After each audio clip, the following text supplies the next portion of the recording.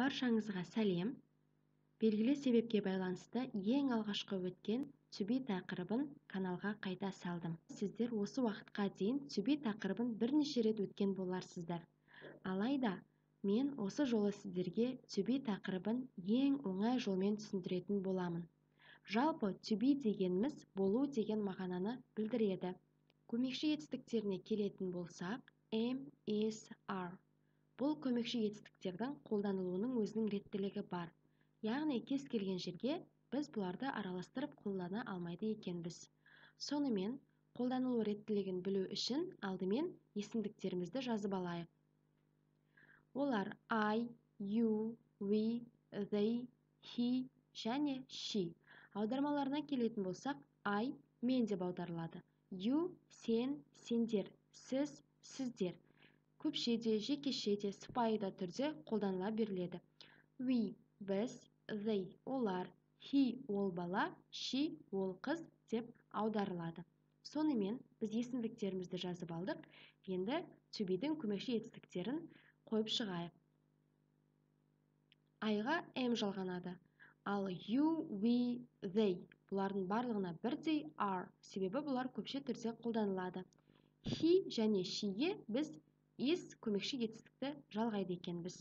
Сонымен to be бұл қай кезде қолданылады? Мен кіммін, мен қандаймын, мен қайдамын, мен қаншадамын. Яғни қазір кіммін, қазір қандаймын, қазір қайдамын, қазір қаншадамын. Осы шақта біз қолданамыз. Сонымен бірінші сұраққа жауап беріп көрейік. Мен кіммін? Мысалы, кез келген мамандықты айтсақ болады, не болмаса өзіміздің атымызды айтсақ болады. Сонымен бір мамандықты айтайық. Мен әншімін. Әнші деген a singer деп аударылады. Мен әншімін деп айту үшін I am a singer деп айтамыз. Сен әншісің, you are a singer. Енді біз деген сөз және they деген сөз тек қана көпше түрде қолданылатын болғандықтан singer сөзіне s көпше жалғауды жалғайды екенбіз. Сонымен біз әншіміз, we are singers. Олар әнші, they are singers. Ол бала әнші, he is a singer. Ол қыз әнші, she is a singer. Дәл осы реттілікпен біз мен кіммін деген сұраққа жауап бердік. Келесі, мен қандаймын деген сұраққа жауап берейік.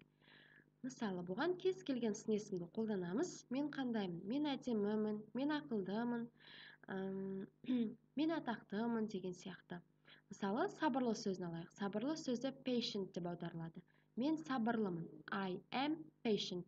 Сен сабырлысың. You are patient. Біз сабырлымыз. We are patient. Олар сабырлы. They are patient. Ол бала сабырлы. He is patient. Және ол қыз she is patient деп аударылады. Яғни patient сын есім сөзі көпше және жекеше болып бөлінбейді. Барлығына бірдей қолданылады. Үшінші, мен қайдамын деген сұраққа жауап беріп көрейік. Мысалы, мен Британиядамын. Ол Britain деп аударылады ағылшын тіліне. Сонымен, мен Британиядамын деп айту үшін I am in Britain.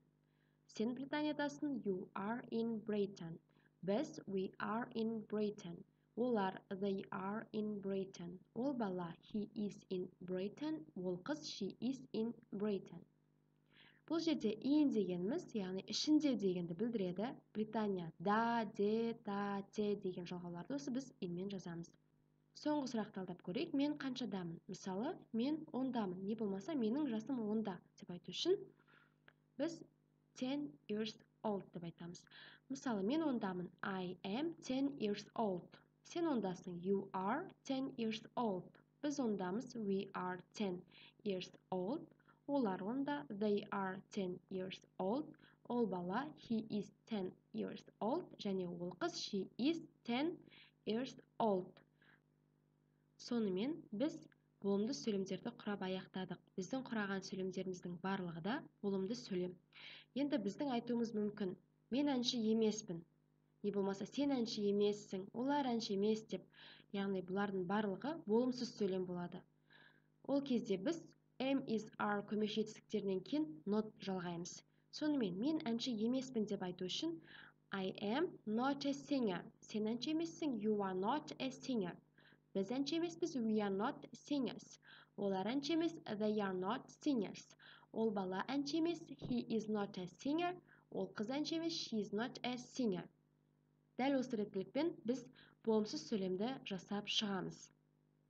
Енді біз сұрауымыз мүмкін, сен әншісің ба деп, не болмаса, мен сабырлымын ба деген сияқты бізде сұрақтар болады. Ол кезде осы көмекші етістіктерді, яғни am, is, are көмекші етістіктерін сөйлемнің алдына шығарамыз.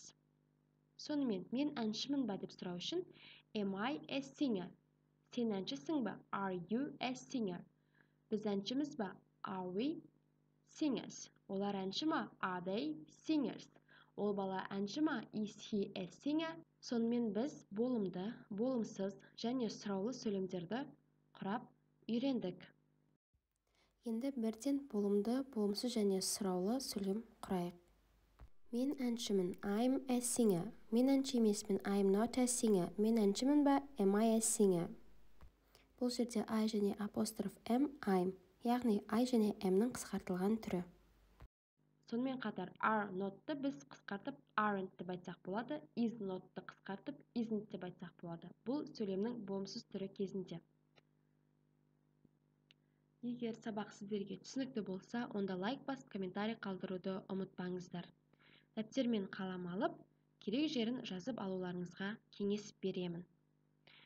Егер каналға тіркелмеген болсаңыздар, каналға тіркеле кетіңіздер. Себебі алдағы уақытта мен бұдан да көп пайдалы ақпараттармен бөлісетініме сенімдімін. Келесі сабақта кездескенше, goodbye.